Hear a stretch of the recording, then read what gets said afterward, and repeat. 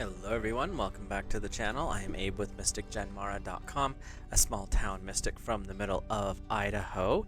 And tonight, whenever you happen to be seeing this, I would like to offer your elemental energy reading in the area of love and relationships for the element of water, if I could point the right direction. And if you are water signs, which is Cancer, Scorpio, and Pisces, all of the fishies out there, then this message is for you. Or if you have a lot of water in your chart, this message will work for that too. If you've never had your charts read, there is a link in the description for a natal chart. It's not an affiliate link or anything like that. It's a tool that I've used, and I just put it down there so you guys can find a quick one if you're interested. The links to the cards are affiliate links, just being transparent there. So how I like to do my readings for relationships, well, you look at the singles first, then we look at those in relationships, we see which chakra is lighting up, we get a little bit of information from the Whispers of Love Oracle deck, and then we get some clarity from the tarot, usually opens up a little more information. So, water singles, you are at number 19, I believe this is going to be your solar plexus, and it is the right action energy. Right off the bat, I'm seeing with this one, that really shows up cool, because these are yellow in everyday light, but in my camera it turned green, looks like it's glowing. That's kind of cool. The right action is the time to move in the right way. This is the energy where you're following your intuition, you're taking in your logic, and you're taking the steps that Source is showing you. This is also the time where sometimes you have to be a little more clear with yourself on some things, because not all the time, but there's times where we have those moments where we think we're doing the right thing, but our intuition's like screaming at us to go do something different. And when you follow that, usually you end up in a better place. But let's take a peek here in our book and see what it has to say, because that usually has a lot more interesting information in it. And we are 19. I believe it's, like I said, the sacral, solar plexus, not sacral, good grief. We are in the solar plexus, so this is at the very base of the rib cage, right below the breastbone. And the deity here is the Gayatri Ma. This goddess is the physical form of Gayatri mantra, which bears her name, which dates back to the Rig Veda. She symbolizes the feminine power of strength, compassion, kindness, healing, knowledge, and purity. She's said to preside over the Homa, which is the sacred fire, and to have given the 4 Vedas to humanity. This is the energy of understanding your gifts, as well as taking the right actions. And we have as keywords here, truth and purity, being real, activating the divine will, harnessing your sense of negativity and shadow, acceptance, dharma, and acting according to your duties. Part of what's coming in with this one is when you come to the understanding of the divine will, your higher self and your shadow actually step into alignment with each other, which is alignment with your conscious self. Not always the easiest thing. Your shadow is where we put all of those things that we are told we aren't good enough, or that we tell ourselves we're not good enough. All the repressed feelings, emotions, thoughts, ideas get shoved into this creature that's of our own making, and it becomes a behemoth that follows us around. The right action says, enough of this. What can we do to unify the shadow, all the things that we think we're not good enough, and the higher self, which is the purest form of who we are? And when we take those actions, it brings in this unity, and it starts to radiate this cool looking light effect here. And when you have that, it brings in peace. The honest thing here is being real with yourself. Because water singles, if you're real with yourself, other people are going to see that honesty, and they're going to be drawn like a moth to a flame to that thing. Because when you're authentic, people respect that. It doesn't matter how authentic, what direction it goes. When you are authentic, when you speak the truth as you know it in your soul, not what someone else has told you, things change. And that's the energy that's coming in here with this right action, is knowing when to reveal that to others and when to take these actions, because you're the only one that's going to know that, but it's your soul that knows it before your mind does. That's where your intuition is so powerful. Your message from the Whispers of Love is, I love you, and these are powerful words. Have you ever looked in a mirror, water singles? Because your right action is really calling you out on some of this stuff. Not bad, but it's definitely some work to do. Have you ever looked in the mirror, looked yourself right in the eyeballs, particularly the left one, because that's the direct line to the heart. Have you ever looked in the mirror and told yourself, I love you? Say it 10 times, staring into your own eyes. Notice if you get distracted and you have to look away. You just can't quite stay there. Try it and see what happens. I'm not being facetious with this, singles. This is a way to understand that deeper part, because when you can understand your darkness as well as your light, and you come to the understanding of loving both, because it's part of who you are. You're not going to cut off your arm just because it had a, mole on it or something. When you understand that the darkness is still a part of you, just like the light is, and when you love through it, it allows these two energies to clean and purify and reveal the truth of who you are. The phrase I love you takes on a stance of extreme power. It has power under its own. Like when you hear someone who is authentic when they say I love you, whether it's your best friend, whether it's your mom or your dad, or your if your kids, if you happen to have that situation going on, when they say it from an authentic place, notice your heart responds. When you look into the mirror and you're doing this with right action, you're doing this from authenticity, and you say to yourself, I love you, not narcissism, healthy respect for the body and soul. Notice how your heart responds. It's not going to respond like you think. It's going to be a different feeling, and it's a powerful feeling. And what I'm getting with this one, we're talking power, the solar plexus is the seat of power in the chakra system. And so you're calling back your power. You're reclaiming your power over your own future. And when you do that and understand the divine will that lives within, the world around, especially the relationships, become easier because you're shining on authentic light, and people who are authentic are drawn to that. Your message from the tarot is number 12, which is Major Arcana, big life energy here. It's awakening. Traditional tarot, this would be the Hanged Man. Change the way you're looking at the situation. Embrace your uniqueness. A temporary pause in action. And this card is a lot of times referenced as either Pisces or sometimes Scorpio, not often Scorpio, but Pisces. So this is a water card.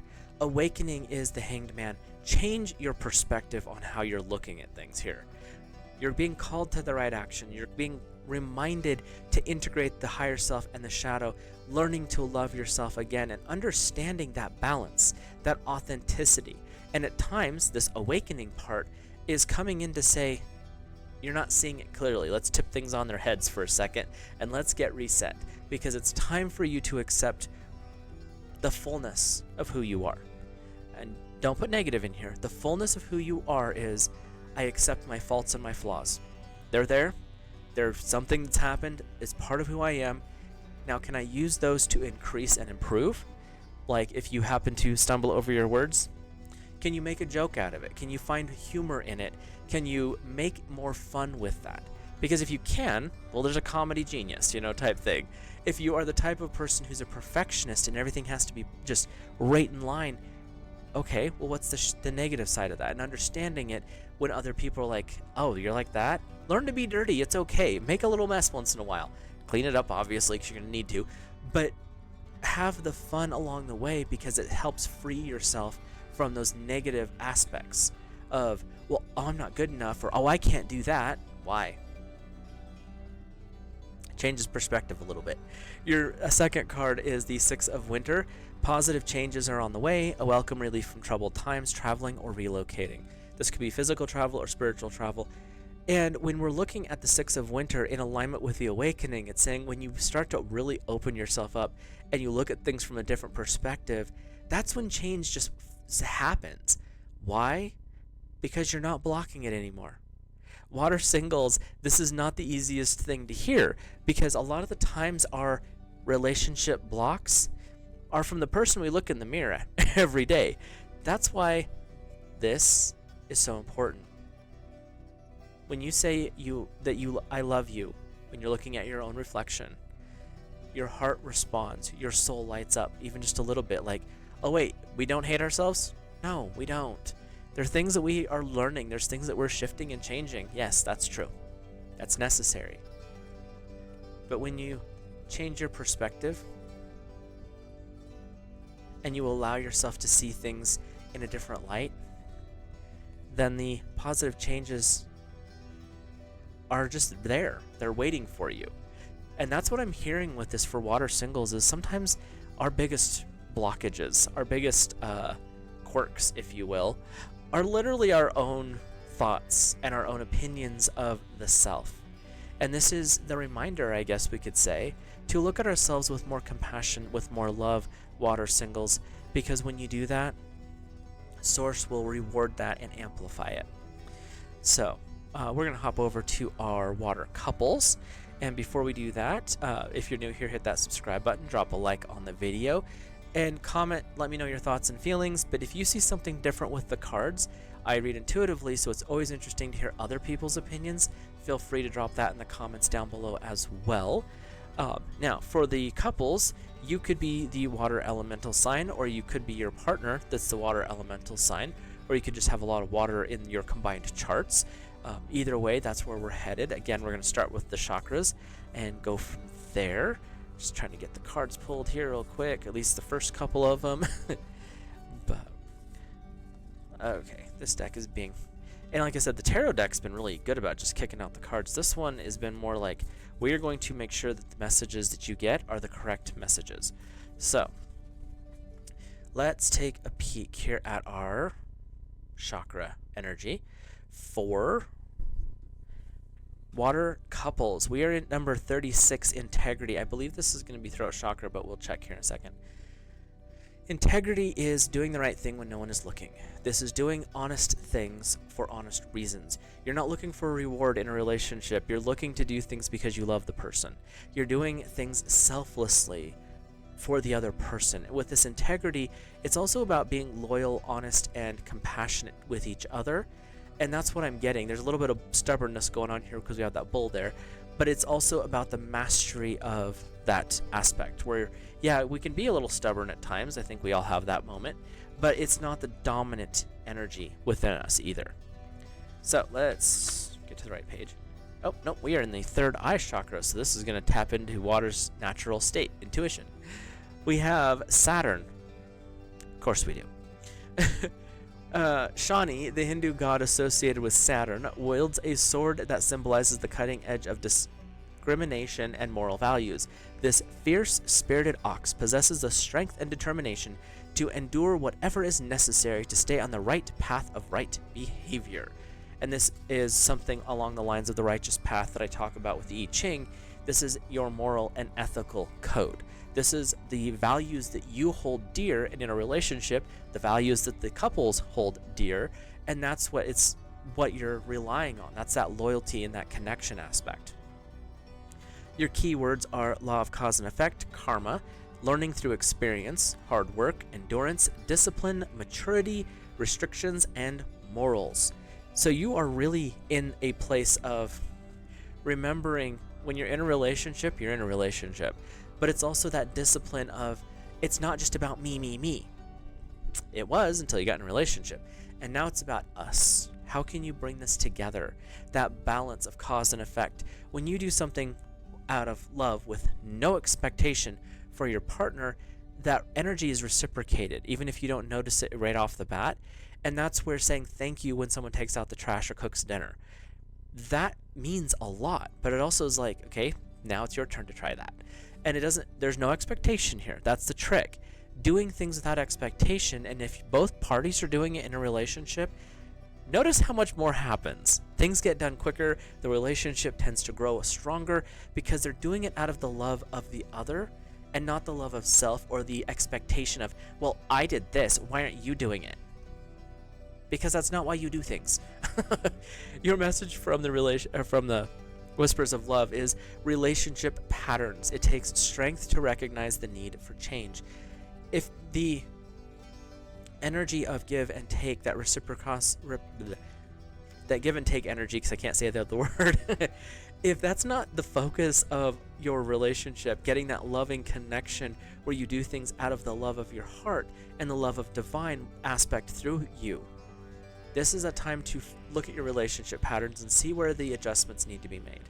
It doesn't mean throw the relationship out. That is literally the worst way to look at this. It's saying, what's not working here? And how do we fix it? You came together for a reason. Go back to that start and allow yourself to relive those relationship patterns. This reading is really interesting because it's looking like there's a lot of good here, but there's some questions, or there might be some frustration going on. And with May as a month of fertility and connection, this is saying now's your chance. Water couples, this is the time to heal any issues that might be going on. This is the time to refresh the relationship. And if you're doing good, this is really saying, good job, keep doing that because it's working. And if there is some questions there, or there is some things that need to be worked out, this is the time to do so, but do so from the position of a love for each other and a love and a connection with God's source. And they keep saying that, my guides keep bringing that in, because there's something there that's saying you came together under this banner in the first place, so keep that banner strong and notice the relationship improve. So let's look at your tarot. We have the Six of Winter. Positive changes are on the way. Water singles had this too. A welcome relief from troubled times, traveling or relocating. Maybe it's time to take that romantic weekend. Maybe it's time to just say, you know what, we need to get away from the financial side of this. What can we do just to chill out? Put the books aside, deal with the bills tomorrow, and take tonight, cook dinner together. Find that fun movie and watch it again. Really enjoy being with each other. Allow this positive energy that's being offered right now to infuse and reflect into the relationship. Stare into each other's eyes and just say positive things to each other. I love you. I love your hair. I love the mustache. I love whatever. And just keep saying that stuff. And you may end up in a fit of giggles, which is going to be even better because that's going to release a lot of the stress. I'm feeling that this is a minor situation here, and that's why the universe is saying, dude, it's not worth it. Just put that aside. Find the joy of the relationship. Allow things to be healed. Don't let that Saturn bullheaded, must be serious all the time energy, put that away. Have some fun with life. And that's what the reminder here is. We have the Two of Spring. A bright future manifests through hard work and creativity, partnering with others who share your dreams, which is why you two are together, and great progress being made. When you come together for a joined goal, water couples, especially water, you can manifest anything. You can do anything you want. These two fairies are carrying a boat.